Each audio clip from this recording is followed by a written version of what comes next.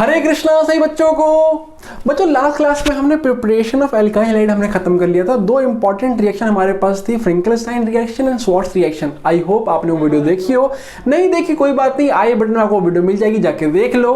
आज की वीडियो में हम बात करने वाले हैं, आज की वीडियो हम सीखेंगे physical property of alkyl halide and chemical property of alkyl halide complete करने वाले हैं।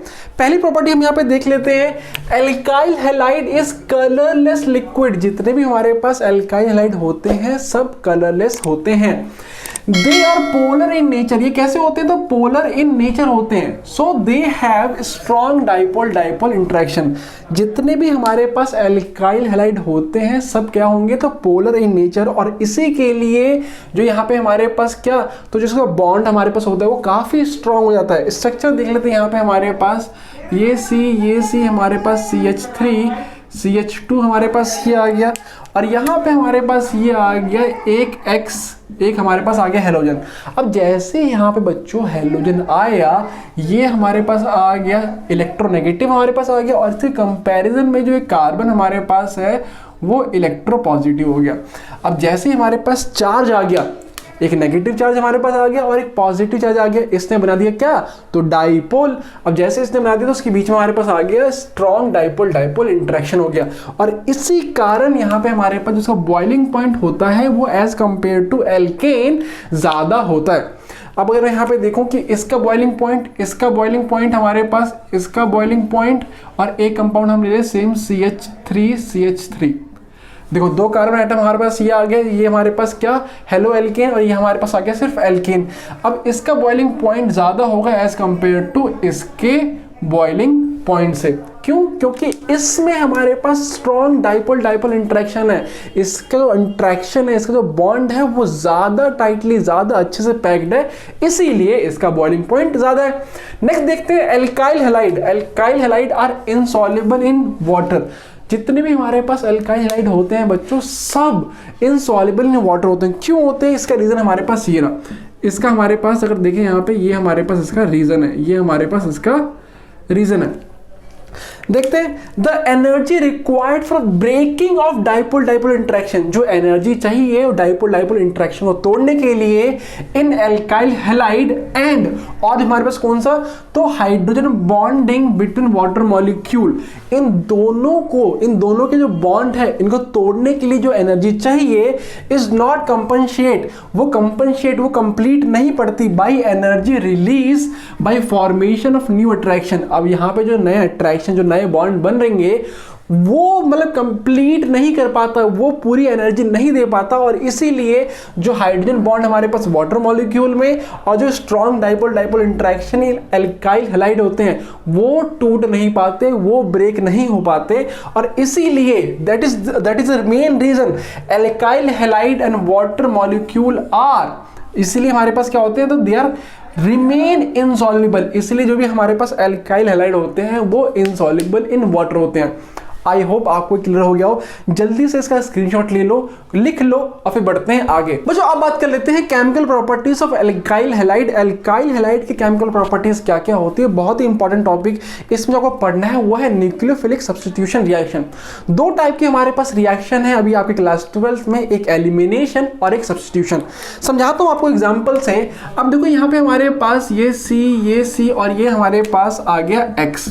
ओके स्टूडेंट, अब कोई एक मॉलिक्यूल, कोई मान लो यहाँ पे हमारे पास Y है, यहाँ पे हमारे पास Y है जो कि X से ज्यादा इलेक्ट्रोनेगेटिव है, इसने इसको हटा दिया, इसने इसको क्या कर दिया? रिप्लेस कर दिया। इसने इसको रिप्लेस कर दिया।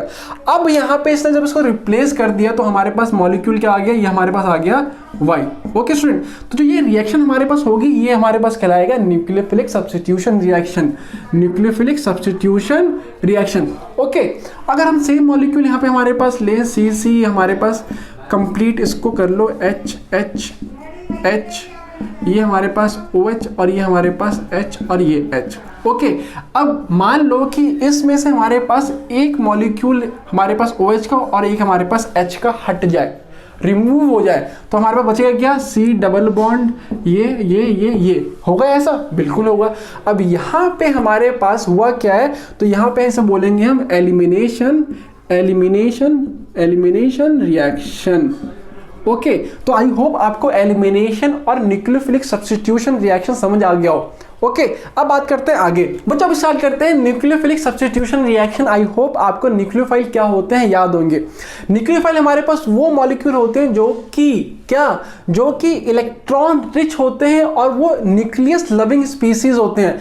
इलेक्ट्रॉन रिच मतलब क्या, वो इलेक्ट्रॉन को डोनेट कर सकते हैं और हमारे न्यूक्लियोफाइल हमारे पास होते क्या है, न्यूक्लियोफाइल इलेक्ट्रॉन रिच होते हैं और इसी के लिए वो इलेक्ट्रॉन को डोनेट कर सकते हैं और इसे हम बोलते हैं। बच्चों स्टार्ट करते हैं न्यूक्लियोफिलिक सब्स्टिट्यूशन रिएक्शन। उससे पहले क्या आपको याद है कि न्यूक्लियोफाइल होते क्या हैं? बिल्कुल सही कह रहे हो आप, न्यूक्लियोफाइल हमारे पास वो स्पीसीज होते हैं जो कि इलेक्ट्रॉन रिच होते हैं, जो कि जिनका नेचर होता है जिनमें हमारे पास इलेक्ट्रॉन ज़्यादा होते हैं और वो इलेक्ट्रॉन को रिलीज करके किसी और का न्यूक्लियस अपने अंदर ले सकते हैं, एक्सेप्ट कर सकते हैं। उन सभी हमारे पास मॉलिक्यूल्स को, एटम्स को हम क्या बोलेंगे, न्यूक्लियोफाइल्स। बच्चों अब हमें पढ़ना है न्यूक्लियोफिलिक सब्स्टिट्यूशन रिएक्शन। अब ये होता क्या है हमने थोड़ा बहुत समझ लिया, बेसिक आइडिया हमने ले लिया। अब मैं आपको बताता हूँ एग्जांपल से। ये हमारे पास कार्बन आ गया, ये हमारे पास एक कार्बन की चेन आ गई और ये हमारे पास आ गया X जो कि हैलाइड है। अब इसके कंपैरिजन में हमारे पास कार्बन के कंपैरिजन में जो ये हैलोजन है वो ज़्यादा इलेक्ट्रोनेगेटिव है और ये हमारे पास हो गया क्या, तो ये हमारे पास हो गया इलेक्ट्रोपॉजिटिव।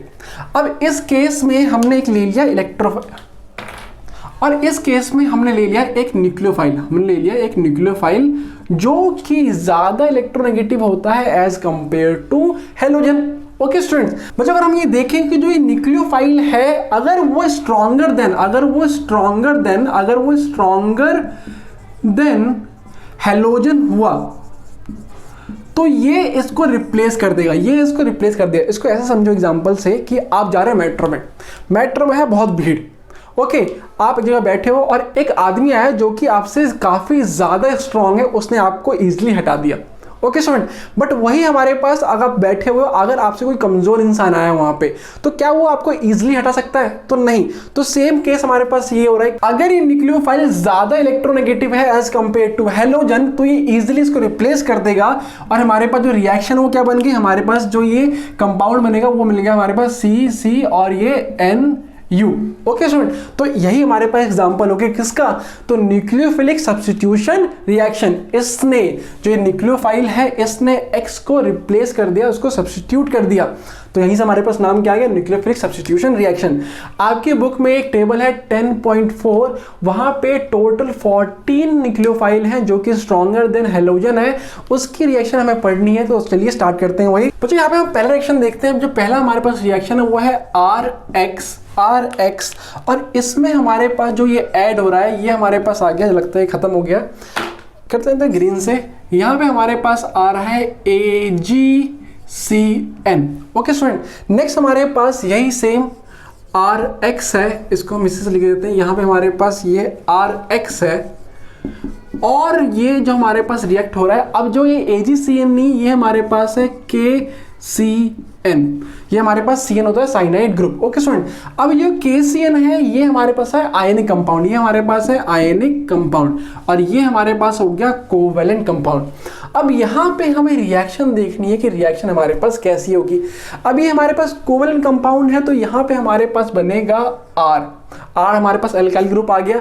अब जैसे यहाँ पे हमारे पास ये आया, ये हमारे पास आ गया NC और हमारे दो कंपाउंड मिलेंगे हमारे पास NC और ये RCN प्लस हमारे पास AgX हमें मिल गया। अब हमें ध्यान क्या रखना है कि जो ये RNC हमारे पास आया है, जो ये आइसोसाइनाइड हमारे पास आया है, ये होता है मेजर, ये हमारे पास होता है मेजर क्वांटिटी में बनता है और जो हमारे पास RCN है ये हमारे पास बनता है माइनर मतलब कम क्वांटिटी बन रहा है। ये ऐसा क्यों बना, अभी मैं बताता हूँ क्यों बना, पहले हम ये भी देख लेते हैं। अब यहाँ पे अगर हम देखें तो ये हमारे पास आ गया R, ये हमारे पास आ गया R और ये हमारे पास आ गया CN और नेक्स्ट अगर हम देखें यहाँ पे तो यहाँ पे एक और प्रोडक्ट मिलेगा हमारे पास RNC और साथ में हमारे पास आ गया KX। अब यहाँ पे अगर हम देखें तो ये हमारे पास आ गया मेजर, ये हमारे पास आ गया मेजर क्वांटिटी में और ये हमारे पास आ गया माइनर क्वांटिटी में। अब ये ऐसा हो क्यों रहा है, तो अगर हम यहाँ पे देखें जो ये CN है, बच्चों यहाँ पे देखना ये जो हमारे पास K प्लस और Cn नेगेटिव, Cn यहाँ पे हमारे पास क्या हो गया, तो ये हमारे पास हो गया एम्बीडेंट न्यूक्लियोफाइल जो कि दोनों साइड से अटैक कर सकते हैं और ये सिर्फ आयनिक कंपाउंड में ही पॉसिबल है। बट अगर हम यहाँ पे देखें AgCN में, तो ये हमारे पास एक कोवेलेंट बॉन्ड बना रहा है। क्या बना रहा है? Covalent bond. तो जो अटैकिंग न्यूक्लियोफाइल हमारे पास होगा ना, जो एक्टिव साइड होगा न्यूक्लियोफाइल का, वो कौन से होने वाला है? तो ये हमारे पास ये वाला साइड जो हमारे पास नाइट्रोजन साइड है हमारे पास, सिर्फ वो ही एक्टिव साइड रहने वाला है, क्योंकि यहां से टूटेगा और यहां से ये इससे अटैक करेगा। तो जब ये जो नाइट्रोजन है अगर सिर्फ वही एक्टिव साइड है, तो यहां पे हमारे पास जो अटैक करेगा वो कहां से करेगा? नाइट्रोजन से करने वाला है, और इसीलिए ये मेजर ज्यादा क्वांटिटी बनता है और यहां पे हमारे पास माइनर। बट सेम केस अगर हम देखें यहां पे हमारे पास KCN में, तो KCN में हमारे पास ये दोनों साइड से एक्टिव है, तो इसने मेजर क्यों बनाया? तो यहां पे हमारे पास होता क्या है कि कार्बन कार्बन जो बॉन्ड होता है हमारे पास, जो कार्बन कार्बन बॉन्ड होता है वो ज्यादा स्ट्रांग होता है एज कंपेयर टू R9, मतलब यहाँ पे हमारे पास नाइट्रोजन और कार्बन का। आई होप आपको क्लियर हो गया हो। इसको लिख लो, इसको कर लो, इस रिएक्शन को लिख लो, और इसकी वर्डिंग मैं आगे लिखवा दूंगा। अभी हमें जो पूरे हमारे पास जो न्यूक्लियोफाइल है हमें कंप्लीट करने हैं। तो नेक्स्ट हमारे पास थर्ड रिएक्शन हमारे पास आ रही है, वो है RX प्लस AgNO2 और हमारे पास है RX प्लस KNO2। अब यहाँ पे हमारे पास सेम ये हो जाएगा हमारे पास आयनिक कंपाउंड और ये हमारे पास कोवेलेंट कंपाउंड।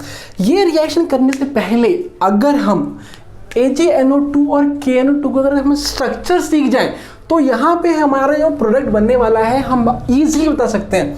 तो AgNO2 हमारे पास जो स्ट्रक्चर होता है वो होता है हमारे पास ऐसा, ये हमारे पास डबल बॉन्ड, ये हमारे पास O और ये हमारे पास आ गया Ag। अगर इसे करस्पॉन्डिंग में हम देखें यहाँ पे, तो ये आ गया हमारे पास, यहाँ पे न्यूक्लियोफाइल हमारे पास है, तो ये 2 इलेक्ट्रॉन यहाँ पे आ गए। N हमारे पास ये डबल बॉन्ड O, ये हमारे पास ये और ये K प्लस और ये हमारे पास नेगेटिव आया, तो ये 1 2 3 4 हमारे पास ये आ गया। ओके स्टूडेंट, तो ये हमारे पास है इसके स्ट्रक्चर। अब हम खुद अगर देख सकते हैं कि कौन सा किस में हमारे पास जो प्रोडक्ट है वो मेजर मिलने वाला है और माइनर मिलने वाला है।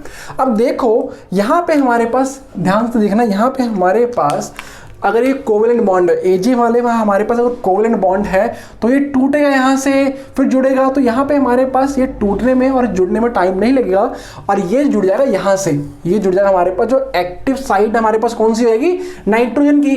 तो इसलिए हमारे पास ये आ गया RNO2, ये हमारे पास आ गया मेजर, ये हमारे पास आ गया मेजर क्वांटिटी में। सेम इसका हमारे पास क्या आएगा? RONO हमारे पास क्या इसमें आ गया? तो ये हमारे पास आ गया माइनर क्वांटिटी में। ओके स्टूडेंट, और लास्ट में हमारे पास क्या आ गया? तो AgX। बट अगर हम देखें यहाँ पे, देखो आयनिक प्रोडक्ट हमारे पास है, ये इजीली हमारे पास ये हमारे पास इजीली हट जाएगा और यहाँ पे हमारे पास क्या आ गया? तो यहाँ पे हमारे पास आ गया नेगेटिव चार्ज। अब इस केस में हमारे पास जो इलेक्ट्रॉन है वो यहाँ से जाने वाले हैं और यहाँ से हमारे पास ये अटैक करेगा। यहाँ पे हमारे पास अगर अटैक किया तो हमारे क्वांटिटी जो हमारे पास जो प्रोडक्ट है वो क्या बनने वाला है बच्चों? तो ये हमारे पास बनेगा RONO, क्योंकि इसने यहाँ से अटैक किया है। ये हमारे पास आ गया मेजर, ये हमारे पास आ गया मेजर और ये हमारे पास RNO2 हमारे पास आ गया किसमें? तो माइनर क्वांटिटी में, साथ में हमारे पास KX ये अलग आ गया, है ना? बहुत इजी। आई होप आपको क्लियर हो गया हो, जल्दी से करो फिर बढ़ते हैं आगे। तो जो नेक्स्ट न्यूक्लियोफाइल हमारे पास होने वाला है KOH या फिर NaOH। नेक्स्ट हमारे पास फोर्थ हमारे पास ये आ गया RX। यहाँ पे हमारे पास होने वाला है KOH या फिर NaOH, दोनों हमारे पास होने वाले हैं एक्वस। जो KOH और NaOH 2 टाइप के होते हैं, एक एक्वस और एक एल्कोहलिक। एल्कोहलिक इसको याद कैसे करोगे? जो हमारे पास जो एक्वस होता है, लास्ट में हमारे पास क्या आ रहा है? एक्वस, स की साउंड आ रही है, तो ये करेगा सब्स्टिट्यूशन। और जो हमारे पास एल्कोहलिक, हमारे लास्ट में क्या आ रहा है? जो वर्ड हमारे पास जो साउंड आ रहा है वो आ रहा है ई, तो वो करता है एलिमिनेशन। ऐसे आप इसको याद कर सकते हो। तो यहाँ पे हमारे पास जो KOH और ये NaOH है, ये एक्वस है, तो ये हमारे पास क्या करने वाला है? ये करने वाला है सब्स्टिट्यूशन। तो यहाँ पे हमारे पास जो ये OH है, ये H जो हमारे पास ये हेलोजन है, इसको क्या कर देगा? सब्स्टिट्यूट कर देगा। तो यहाँ पे हमारे पास क्या बन गया? ROH प्लस X हमारे पास मिल गया। ओके स्टूडेंट, नेक्स्ट हमारे पास जो रिएक्शन आ रही है, जो हमारे पास न्यूक्लियोफाइल आ रहा है वो है अमाइन। वो हमारे पास कौन सा है? हमारे पास अमाइन। ये हमारे पास RX आ गया। हमारे पास नेक्स्ट हम ले लेते हैं अमाइन NH3, जो कि एक स्ट्रॉन्ग, बहुत ही ज्यादा स्ट्रॉन्ग ये एक न्यूक्लियोफाइल है। अब यहाँ पे हमारे पास ये क्या हुआ? सब्स्टिट्यूशन यहाँ पे होने वाला है, ये X हट जाएगा तो हमारे पास क्या बन गया? R। ये हमारे पास आ गया NH2 और ये हमारे पास हट गया क्या? तो HX हमारे पास ये हट गया। अब यहाँ पे देखो ये हमारे पास बन गया 1 डिग्री अमाइन। ये हमारे पास क्या बन गया? 1 डिग्री अमाइन। अब ऐसे हमारे पास 1 डिग्री, 2 डिग्री और 3 डिग्री अमाइन बनते हैं। नेक्स्ट देखते हैं यहाँ पे हमारे पास ये RX है, हमारे पास ये RX है और साथ में हमारे पास आगे क्या? RNH3। ये अभी भी हमारे पास क्या है? तो एक न्यूक्लियोफाइल की तरह एक्ट करेगा। यहाँ पे हमारे पास सेम सब्स्टिट्यूशन होने वाला है, तो यहाँ पे हमारे पास क्या आ गया? एक R, यहाँ से हमारे पास ये NH2 होगा, यहाँ से एक और H हट जाएगा तो यहाँ पे हमारे पास गया सिर्फ NH और ये हमारे पास आ गया R और हट क्या गया? HX फिर से हट गया। अब ये क्या बन गया? ये बन गया 2 डिग्री अमाइन। ये बन गया हमारे पास 2 डिग्री अमाइन। थर्ड रिएक्शन हमारे पास क्या होने वाली है? तो यहाँ पे हमारे पास 3 डिग्री अमाइन बनेगा। तो ये हमारे पास RX प्लस ये R2NH हो गया। नेक्स्ट अगर हम देखें तो ये हमारे पास R3, हमारे पास क्या आ गया? ये हमारे पास आ गया N। ओके स्टूडेंट, और नेक्स्ट हमारे पास ये हट क्या गया? तो ये HX हट गया और ये बन गया हमारे पास 3 डिग्री अमाइन। और इस पूरे प्रोसेस को बोलते हैं हम हॉफमैन अमोनोलिसिस। क्या बोलते हैं इस पूरे प्रोसेस को? Hofmann ammonolysis. इसका रिलेटेड स्क्रीनशॉट फिर बढ़ते हैं आगे। तो नेक्स्ट देखते हैं यहाँ पे हमारे पास ये हमारे पास RX, और अगर हम इसको रिएक्ट करवाएं, यहाँ पे हमारे पास आता है LiAlH4। ये से हम बोलते हैं रिड्यूसिंग एजेंट, जो कि इसको रिड्यूस करेगा हमारे पास किसमें? तो ये एल्काइल हैलाइड से चेंज रहेगा एल्केन में। ये हमारे पास बनता है RH और ये बन गया हमारे पास LiX। तो स्टूडेंट यही था हमारे पास आज की रिएक्शन। 2-3 हमारे पास न्यूक्लियोफाइल और हैं, जाइए बुक में खुद से पढ़िए। वो ना समझ आए तो मुझे पूछ लीजिएगा कमेंट बॉक्स में, आपको वहाँ पे रिप्लाई कर दूंगा। नेक्स्ट क्लास में हम पढ़ने वाले हैं, नेक्स्ट वीडियो में हम पढ़ने वाले हैं बहुत ही इंपॉर्टेंट टॉपिक, मैकेनिज्म हम स्टार्ट करेंगे। SN1 एंड SN2 बहुत इंपॉर्टेंट है, एक क्वेश्चन इससे बनता ही बनता है। और उससे पहले हम पढ़ेंगे ऑप्टिकल एक्टिविटी, जिसे बोलते हैं हम ऑप्टिकल आइसोमेरिज्म। दोनों टॉपिक बहुत इंपॉर्टेंट है, चैप्टर 10 अगर सिलेबस में है तो इन दोनों टॉपिक से पहले क्वेश्चन बनते हैं और बाकी क्वेश्चन बाद में बनेंगे। आई होप हमने जो भी आज पढ़ा है आप सभी को क्लियर हो गया हो। कोई डाउट हो कमेंट बॉक्स में पूछ लो, मैं आपको वहां पे आंसर करने की कोशिश करूंगा। अगर वीडियो अच्छी लगी हो तो लाइक करना ना भूले, अपने दोस्तों को भी बताओ, शेयर करो उनके साथ, और फिर मिलते हैं अगली वीडियो में। और तब तक के लिए हरे कृष्ण बच्चों।